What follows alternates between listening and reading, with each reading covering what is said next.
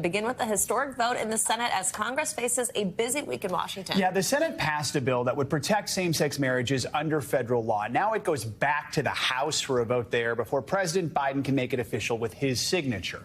Earlier yesterday, the president hosted a meeting at the White House with Democratic and GOP congressional leaders. He discussed his priorities before the start of the next Congress, and he emphasized the need for both sides to work together going forward. We're going to work together to fund, I hope, work together to fund the government, the COVID and the war in Ukraine, all controversial and consequential issues. And we're going to find other areas of common ground, I hope, because the American people want us to work together. Joining us now, NBC News White House correspondent Carol Lee and Capitol Hill correspondent Ryan Nobles. Good morning to both of you. So, Ryan, let's begin with you there on Capitol Hill. One of these top priorities for the president was codifying same-sex marriage. The Senate yesterday passed a bill that would give federal protection to same-sex couples. The bill received bipartisan support, which is what it needed to pass. So explain to us the importance of this and what's next now for this legislation as it makes its way through Congress to the president.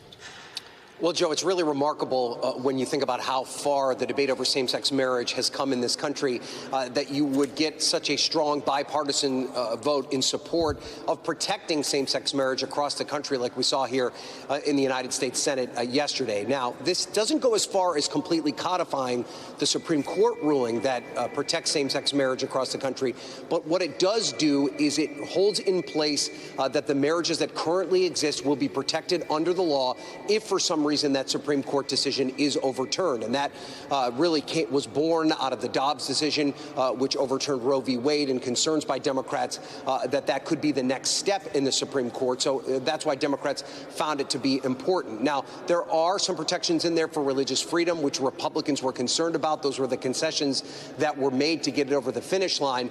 This bill will now go back to the House, where it's expected to swiftly pass, and then will go to President Biden to be signed into law.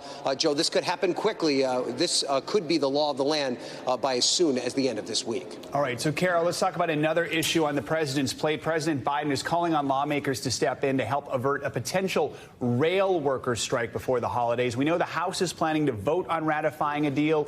What are some of the challenges in getting Congress to try and block a strike? What's at stake here? Well, Joe, the challenges are really the same challenge that has been facing the negotiators, the reason why this is being kicked to Congress, and that is paid sick leave. So the House will vote on this and then also vote on paid sick leave, and then this shifts over to the Senate, and the challenge there is the same. There's senators, including Senator Bernie Sanders, who's saying that he wants a vote on paid sick leave, which is not included in this deal that Congress is trying to codify. And so that's going to be the issue in terms of getting something passed through Congress. But this is something that the president has said is very important, that needs to be done. And he reiterated that yesterday at that meeting with congressional leaders. Take a listen. There's a lot to do, including resolving the train strike and what we're doing now. And Congress, I think, has to act to prevent it. It's not an easy call, but I think we have to do it. The economy's at risk.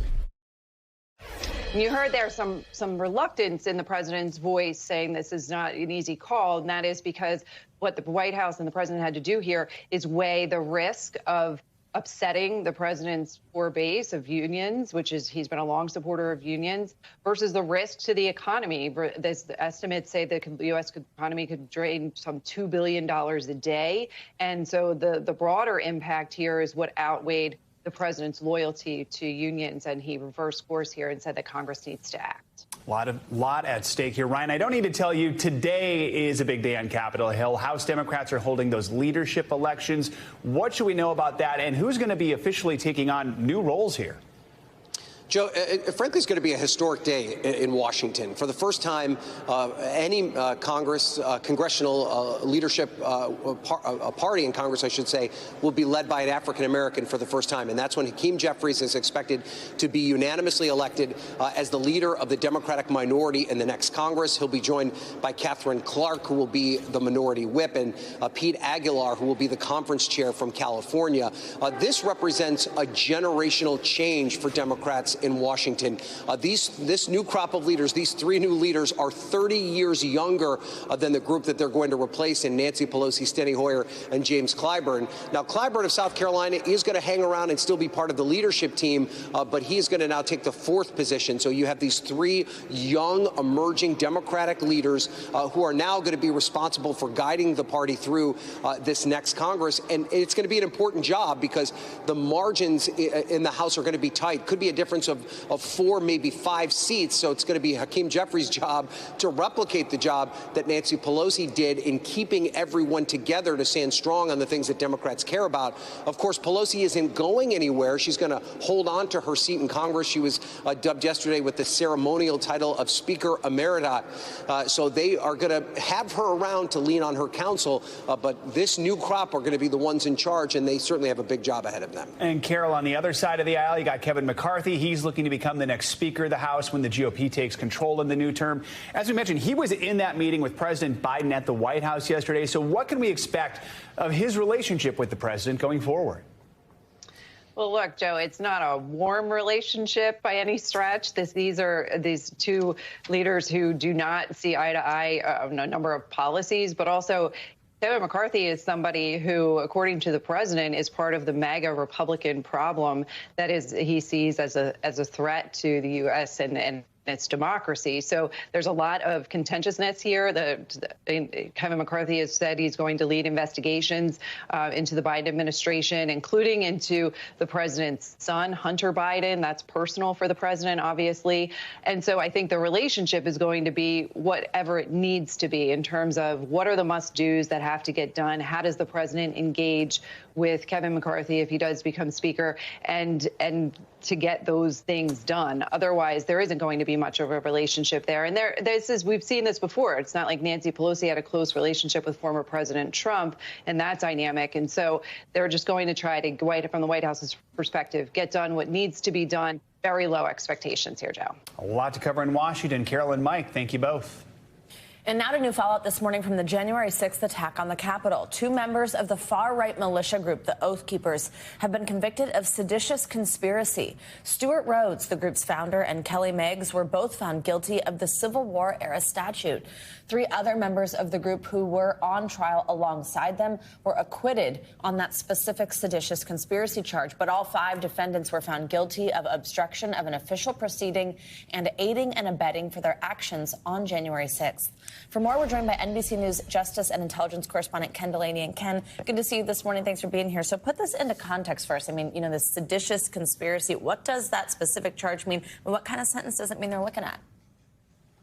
Good morning, Savannah. Well, this was a landmark, if partial, victory for the Department of Justice. It's the first time in 20 trials that a jury has found that what happened on January 6th was the product of an organized conspiracy, and in particular, this seditious conspiracy charge, it carries a penalty of up to 20 years in prison, as does the obstruction of an official proceeding charge. So these defendants are facing, all of them, facing a lot of years in prison. And seditious conspiracy specifically, the DOJ hasn't won a conviction on that since 1995. It's defined as plotting to use force to overthrow or thwart the will of the U.S. government. It's a Civil War-era charge that was used against Confederates, but a very, very significant finding by a jury in this case, Savannah.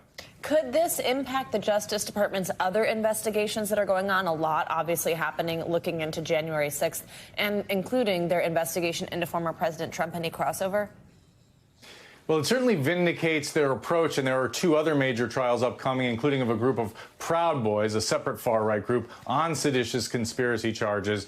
So it bolsters the approach that the DOJ has been taking and shows that what happened on January 6th was not a political protest or a rowdy riot. There was a product of a conspiracy, according to the jury. There were no specific links established at this trial to former President Trump, although Stuart Rhodes, the lead defendant, did try to get in touch with the former president in the months leading up to the January 6th riot, and he told the jury that he believed that his militia could be called by Trump if Trump invoked the Insurrection Act to stay in power. But, you know, what this also does is provide a set of defendants who have an incentive to cooperate with the government, Savannah, so they may learn more information. Also, Ken, in addition to other investigations, there are these other trials. The Department of Justice is about to try other militia group members on similar conspiracy charges. How will this impact that? Will prosecutors be changing anything, looking out for anything after this trial and these verdicts?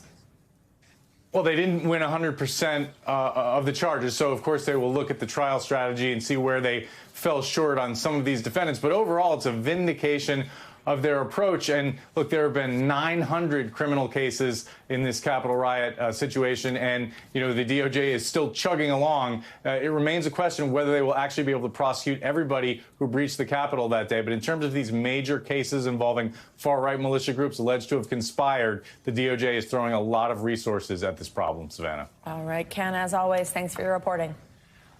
Now to the latest on the midterm elections. More than 3 weeks have passed since people cast their ballots, but votes are still being certified in parts of the country. And in one Pennsylvania county, they are deadlocked on certifying the results of the election. For more on this, let's bring in NBC News senior political editor Mark Murray. Mark, good morning to you. So we are talking about Luzerne County. It was one of those areas in Pennsylvania that we were closely watching on election night. Explain what's happening there now. Why is there a deadlock? Yeah, Joe, and Luzerne County is essentially Wilkes-Barre, and you are right. It is one of the swingiest parts of the battleground state of Pennsylvania.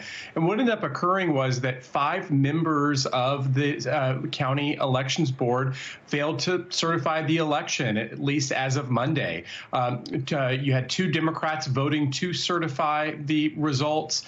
You had 2 Republicans against, and 1 Democrat who ended up abstaining. And an issue was the fact that in Luzerne County, there was a paper supply shortage. And there were arguments from folks that the election wasn't conducted freely and fairly, even though polling places were extended by 2 hours to make up for that supply shortage. So for those who are against the certification of the election in that county, I mean, what's their argument? Do they believe the results would have been different if the poll closing time wasn't pushed back because of the paper ballot issue on Election Day?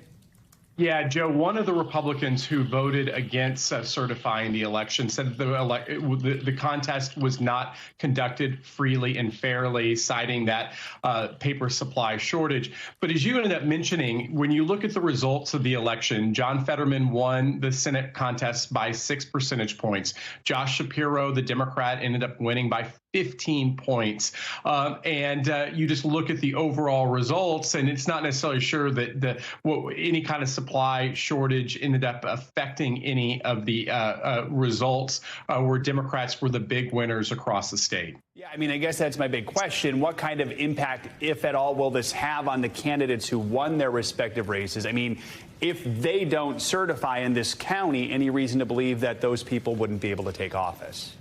Yeah, Joe, but the expectation is that the certification will end up occurring. I mentioned that one Democrat who voted to abstain. That Democrat has since told local media news outlets that he will vote to certify, which would end up giving a 3-2 majority for certification. All right, Mark Murray on top of this for us. Mark, thank you so much. Now to those severe storms in the South. Right now, 2 million people are under a severe weather threat with dozens of reports of tornadoes so far. Yeah, take a look at some of the damage in Alabama that we're seeing on our screens here. This is where trees fell on homes, roofs were damaged, and power lines were knocked down from that severe weather.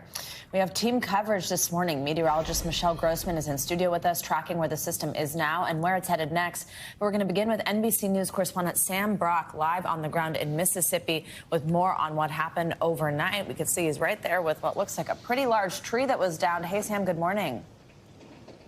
Yeah, the visual is pretty clear. Savannah, Joe, good morning. And these storms blanketed a large chunk of the South. The majority of them were reported so far in Mississippi. We are in Steens, Mississippi, where you'll see things like this. Isolated examples of power. A tree snapped in half. You have splinters on one side jutting out. Then the rest of the tree that is sitting on top of a small boat. As I walk around this property, you'll see just mounds of debris everywhere as well. And what appears to be a power pole that punctured the interior of this house. And yet, an event that had the potential, guys, to be historically dangerous and deadly turned out not to be, as many people still were fearing for their safety. In the middle of the night, few things could be scarier than a black funnel cloud filling the sky against the sound of sirens. This tornado in Bassfield, Mississippi, one of more than 20 sightings from Louisiana to Alabama to Mississippi. Storms bringing in massive wind gusts to the region. Lowndes County was one of the hardest hit areas. Roofs ripped right off homes and the local fire station destroyed. We'll know more in the daylight, but from what it looks like right now, this building will have to come down and we'll have to start the rebuild process. Power companies working through the night to clear downed lines and trees. Fortunately, no serious injuries reported. In the town of Steens, winds ripping the steeple right off this church. While in Caldwell Parish, Louisiana, the sheriff confirms 2 people were injured from a tornado that damaged several homes. These types of nocturnal tornadoes are historically 2.5 times more deadly than those that happen during the day. So far, though, no reports of any fatalities. Even as supercells flashed for hours and lightning flickered with violent frequency. Mother Nature's wrath on full display, keeping large sections of the Tennessee and Mississippi valleys on edge, but largely unharmed. And guys, these communities here in the South and certainly in Mississippi, where I am, central Mississippi, are sparse, but they are highly populated with these kinds of homes, trailers. And it's interesting to note, you have about 6% of the U.S. housing stock made up of mobile homes, but 54% of the deaths that occur during tornadoes are tied to mobile homes. So greater elevated risks here. So far, as we mentioned, no reports of any fatalities. Let me send it back to you. A little bit of good news there. All right, Sam Brock, thank you so much. Stay safe. Yeah, and the severe weather threats continue for part of Mississippi this morning. Yeah, meteorologist Michelle Grossman is here to track that for us and the rest of your morning news now weather. Hey, Michelle. Hey there, guys. Great to see you. Yeah, and that severe weather started yesterday. The Severe Prediction Center predicted it and unfortunately did come to fruition. So we watched those storms yesterday afternoon into the evening, over an hour, still watching those storms. We're talking about strong to severe thunderstorms, also tornadoes, heavy rain, really large hail up to softball size, even baseball size. This is what it looks like right now. We're watching that cold front move off to the east, so we still do have the chance for seeing strong to severe storms over the next several hours. By this afternoon, we're going to see it start to transition to just plain rain, but still could see some flooding rain and some really heavy rain in spots. Still seeing that lightning. We had a lot of lightning yesterday. Still seeing it this morning. At least the sun has come up. And where we see those storms, we could see pretty strong storms. So winds gusting up to 60 miles per hour, a few isolated tornadoes, a risk of hail is low, but there's still a risk. And we're looking at heavy rain that could lead to some flash flooding as well. So we're going to continue to watch this cold front move off to the east. That means we're going to see some heavy rain in the northeast, soaking rain. And we're looking at strong winds this afternoon as the front goes by. We're going to see those winds really gusting up to 50, 60 miles per hour. You could see in a lot of spots in the northeast. Also looking at the chance for some power outages with downed trees, power lines, and also some airport delays as we go throughout this afternoon. And then we're looking at snowfall. So once we see that area of low pressure kind of spin those winds, those really cold winds and fast winds over the warm lake waters, we're going to see lake effect snow. Remember Watertown just last week saw a lot of snow. We're going to see that once again south of Watertown, south of Buffalo, south of Erie. We could see up to 6, 8, even 10 inches of snow in some spots. Rainfall will be heavy at times from the southeast where you see the reds, the yellows, the oranges. That's where we're anticipating some heavy rain. So portions of the Gulf Coast, the southeast into the northeast. That includes Maine, upstate New York, and the interior portions of Pennsylvania. So this is going to be a big story as we go throughout the afternoon. Soaking rains. You need the umbrella. And what does that mean for tonight? Christmas in Rockefeller Center. The big question, right? Fun night in New York City. The good news, it looks like that front's going to move quickly. So it's moving quicker than we thought. Hopefully it'll be out of here. And we're looking at partly cloudy skies by 8 o'clock. Winds gusting up to 40 miles per hour. It's going to be chilly, 48 degrees. So you factor in those winds, it's going to feel chillier than that. So here comes the cold. We've been talking about this cold front for days and days, and it's really a temperature divide. So back behind this cold front, we're looking at temperatures frigid, 23 degrees today in Minneapolis. Joe, that's 10 degrees below normal for this time of year. Freezing in Chicago, right below freezing in Omaha, 41 in St. Louis. But notice those temperatures out ahead of the front. This was the problem. Cold air clashing with that warm, humid air. So we're going to be warm today. D.C. 62 degrees. That's 8 degrees above normal for this time of year. 64 in Raleigh. That cold front moves through, and look at the difference tomorrow. You need the coat, you need the layers, because we're into the 30s in Buffalo, Detroit, also Cincinnati. 50 degrees in Raleigh, 7 degrees below normal for this time of year. In D.C., you're just going to be in the 40s as well. Then as we go throughout Friday, Saturday, and Sunday, we're sort of mixed. Minneapolis kind of stands out to me because on Saturday, just 20 degrees, up to 35 on Sunday. At least that's going to feel a little bit better in the 30s in Chicago on Saturday and Sunday. Then as we look towards the Northeast, we're looking at a nice day on Saturday. It'll be breezy, but it'll be dry with temperatures in the 50s, maybe a little light showers in the morning, 48 as we go throughout Sunday. So the forecast for today, we're talking about the lake effect snow, the rain and wind throughout the Northeast into the Southeast, severe storms over the next couple of hours before it's just plain rain. And then through the middle of the country, we finally cleared it out. It's going to be cold, but it'll be dry with lots of sunshine from the northern plains, the central plains into the southern plains, and then the Pacific Northwest. We're looking at some heavy snow, guys, there. We could see feet of snow in the Cascades and the Sierra as well. Okay, so 40-mile-an-hour winds for the rock center trees. We're going to find out, does a spruce sway in the wind? Right, exactly. Are the ornaments going to stay? Right, yeah. exactly. Will the owl come out? Yeah, that's another one. Yeah, I think we're both planning on being out there. So are you? Yeah. Bundle up. Oh, I can't wait to see the pictures. We'll see, I guess. Thanks, All Michelle. right, Michelle. Thank you very much. Sure. Thanks for watching our YouTube channel. Follow today's top stories and breaking news by downloading the NBC News app.